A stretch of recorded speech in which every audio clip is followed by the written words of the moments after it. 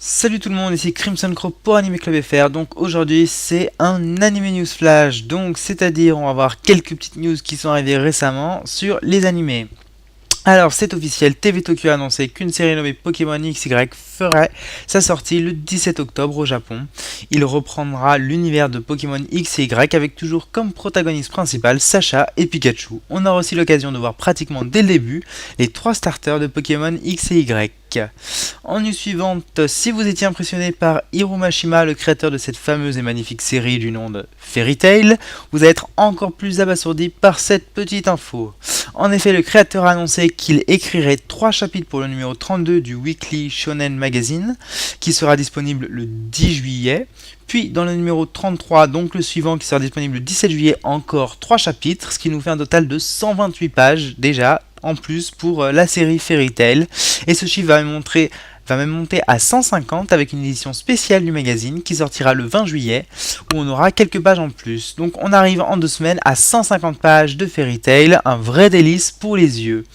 On a ensuite comme news suivante l'anime XXXolic donc de Clamp qui a été adapté en live action drama au Japon avec des décors et des costumes tout à fait sublimes, des effets visuels qui sont bien à jour, un niveau d'horreur qui est bien défini et très représentant de la série.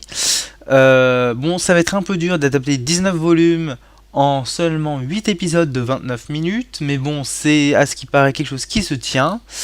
Au niveau du casting, c'est un casting plutôt réussi avec des personnages assez ressemblants aux héros qui sont dessinés.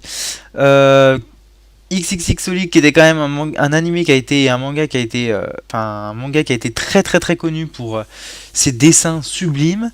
Et ben cet animé franchement avec des CG qui sont juste énormes, des costumes qui sont super bien faits, il tient bien la route et est très bien représente très bien cet animé.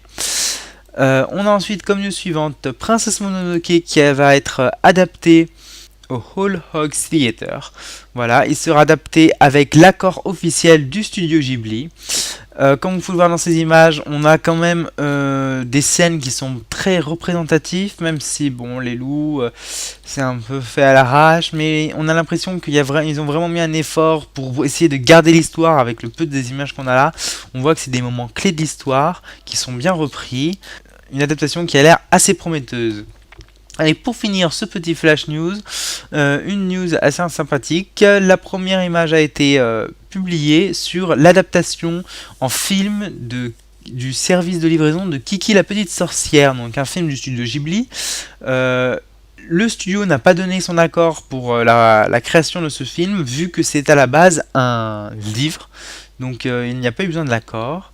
Pour l'instant, les images, le tournage a l'air assez prometteur d'après les dires des personnages qui sont, des personnes qui sont inclus dans ce projet.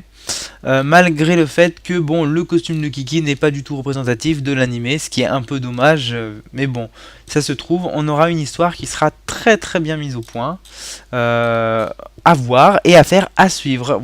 Voilà, c'est tout pour cet épisode. Je tenais quand même à vous informer que Crimson Crow, donc je serai présent à la Japan Expo et on fera un magazine sur la Japan Expo, donc sur les meilleurs cosplays et tout le tralala qui vient avec, les jeux en test comme Dynasty Warriors 8, éventuellement une interview possible de personnes comme le producteur de Sword Art Online ou des gens comme ça.